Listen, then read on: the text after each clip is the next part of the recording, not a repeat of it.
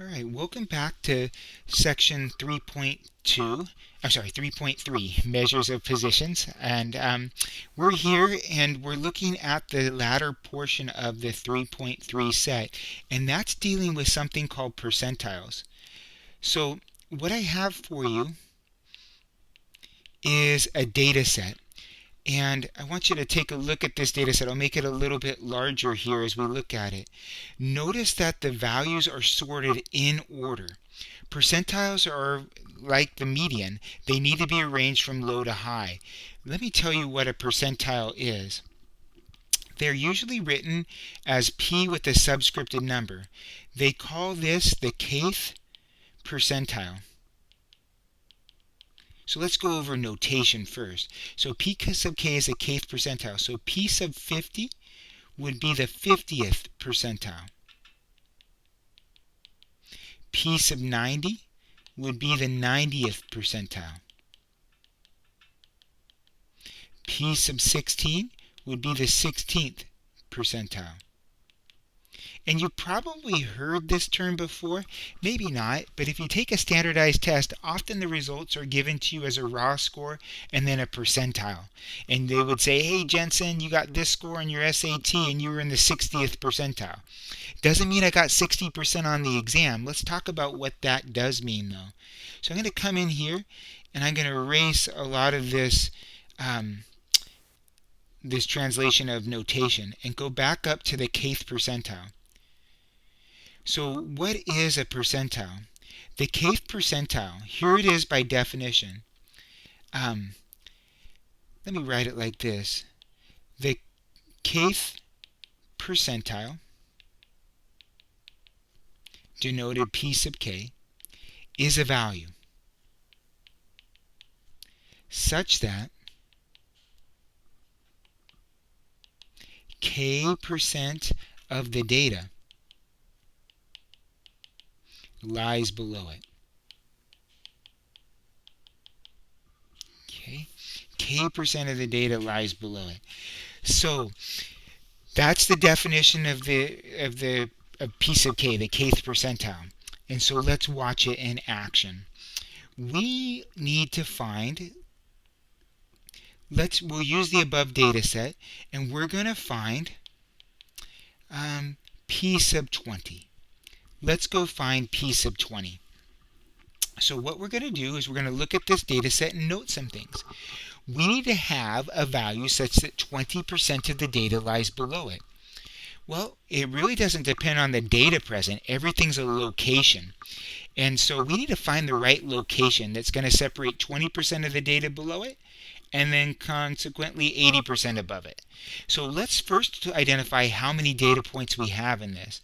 So we have 1, 2, 3, 4, 5 rows and 1, 2, 3, 4, 5, 6, 7, 8, 9, 10 columns. So we have a 5 by 10 chart. So we have 50 data points. So we make note that our n is equal to 50. Now, where are we? Now, notice I don't have to look at that data set anymore. All I did was look at it not for the numbers present, but for the number of numbers present. So I looked at it and realized there's 50 data points. Now, what do I need? I need to know what 20% of 50 is. Why? Because that's what I want to make sure is below that. That's going to tell me the location. The location of my value. The location of p sub 20 is found, I'm going to use L for location, by taking k% of n. So in our case, I need to take 20% of 50. Do you remember how to do that from previous classes? It's a pre-algebra concept, but it should be reinforced in other classes. So remember, 20% is 0.2. I'll put 0.20 for emphasis. Of is always times 50. So all we have to do is on our calculator take 0.20 times 50. And look what number comes up. 10. We need to make sure that 10 data values lie below it. So let's go in here and look at it.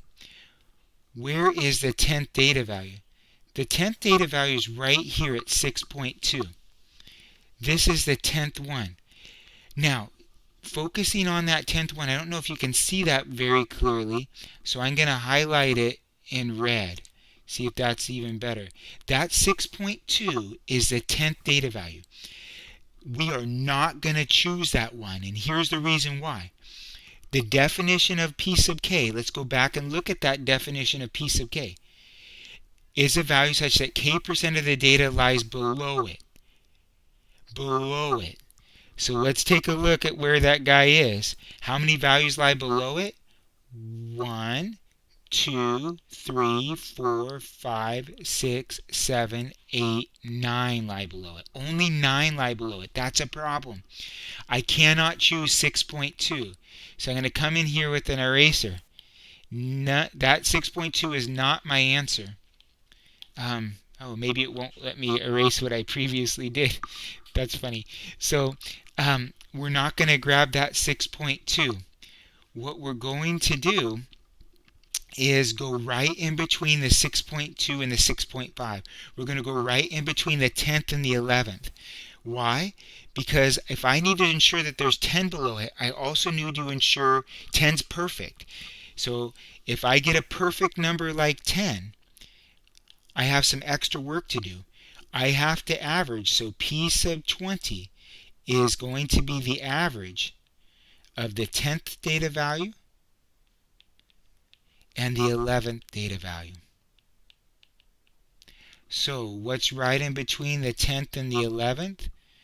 Right in between the 10th and the 11th, well, the 10th value is 6.2 and the 11th value is 6.5. So what do I have to do? P sub 20. How do you average two values? You take the 6.2, you take the 6.5, and you add them and divide by 2. Same way you found the class midpoints and other things like that. So let's take 6.2 plus 6.5 and divide that by 2 and get 6.35. That is what we want you to have for P sub 20. It's very similar to what you did with the median. So remember, we're not going to take the 10th value straight up. So whenever this is a whole number, you're going to average that location and the next one. Let's practice again. Let's find something like P sub 75. So what's P sub 75? Well, I got to find its location. Its location is k% of n. Well, I know what percent I want. I want 70%. And 75%, sorry. And what's n? N is 50. So I need to take 75% of 50, or 0.75 times 50. That's not going to be my answer. It would probably be there as one of your multiple choice options. What comes out of that is 37.5. Now notice 37.5 isn't a specific location spot. 10 was though. So if I compare the two answers, 10 was a perfect whole number. Whenever there's a perfect whole number, you're going to have to do the averaging. But if it works out to be a decimal, you're going to round up. It's going to be in the 38th spot. So P sub 75 for us is the 38th value. Straight up. So every time it works out to be a decimal, it's not even natural rounding. If it was 37.1, we would take the 38th value. If it's 37.9, we take the 38th value. But if it's 37, we're going to average the 37th and 38th. So you love it when decimals come up because you just round up and go. It's a little bit of extra work whenever there is a whole number because you have to do the averaging. So we're going to go identify the 38th value. So 6.2 is marking the 10th value. Let me come in here in black, or let me do red. So 10th value, 20th value, 30th value, 31, oh sorry, 10, 20, 30, yeah, 31, 32, 33, 34, 35, 36, 37, 38. Here's the 38th value, 21.5. 21.5 is that 30th value. So I'm going to erase before I click done so it doesn't save those marks. But let's do that again. 15.5 was in the 31st, 2nd, 3rd, 4th, 5th, 7th, 6th, 31st, 32nd, 33rd, 34th, 35th, 36th, 37th, 38th. The 21.5, right, is our guy. And we're just counting in. You'll watch this happen in the book. It's pretty nice. I do have some students who are like, what? But it's just, they're making it overcomplicated more of the time. So we found it was 21.5 that was in that 38th slot. So they're going to have some notation. We care a lot about Q1, Q2, and Q3. They'll mark those out. Q1 is Q stands for quarter, is the first quarter of the data, or P sub 25. Q2 is P sub 50, and Q3 is P sub 75 for the third quarter. So we found for our problem that Q3, or P 75, was 21.5. Let's practice again. Let's find P, well, let me word it in its Q format. Let's find out Q2. So if they ask you for Q2, we want you to immediately translate that they want the 50th percentile. So the location is half of the 50. Well, we know what half of 50 is, 25. Now, is 25 a perfect whole number? You betcha. So what's P50? It's not the 25th value, but it's the 25th value and the 26th value added up and divided by 2. Always average if your location is a whole number. So let's go find that 25th value. Okay, so the 25th value, so the 10th value is in that first row at 6.2. 20th value is in the second, into the second row at 11.5. So 11.8 is 21st, 12 is the 22nd, 13.1 is the 23rd, 13.5 is 24th, 13.7 should be the 25th data value. So 13.7 and 14.1 is the 26th. Notice, let me put a little mark in there. Get a pen out here for us. I'll go a highlighter. So look at what we're doing. We're going right in between the 25th and 26th. Why? Because there's 25 values to the left of it, which is half the data, and there's 25 values to the right. This is exactly how you found the median for an even number data set. You would have to average the middle two. Well, that's what we're doing here. We're averaging the middle two. And that's what we did at the 10th level. We averaged the ones that were perfectly balanced between having 10 one way and 40 the other. Here I want 25, 25. And so we're going to remember the 13.7 and the 41.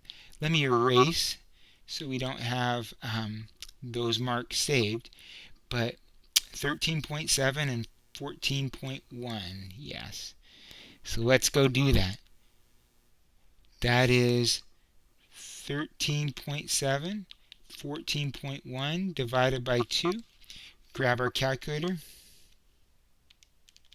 Type in 13.7 plus 14.1 equals, divide by 2, 13.9. You want to work enough problems where you know that you have your calculator issues worked out. So 13.9 is the median of that data set. It is Q2, the value that has 50% below and consequently 50% above as well. Perfect. So that is what we do to find percentiles. The other question that they'll ask, and I'll come right back up here to do it so that I don't get too far away from this data set, is they're going to ask you a second question. And sometimes they ask it first, but we should be prepared for it when it comes up. And that is, they'll choose a value in the data set. They'll choose a value like this. They'll say find the percentile corresponding to the data value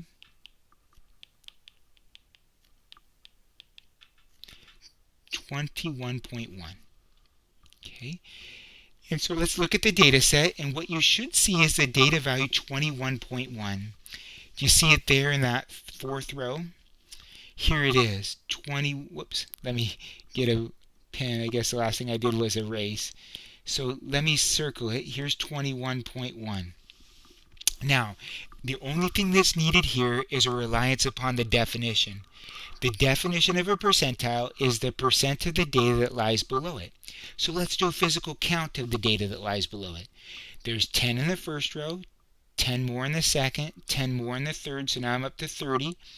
31, 32, 33, 34, 35, 36 values lie below it. Don't count the 21.1 because it doesn't lie below it.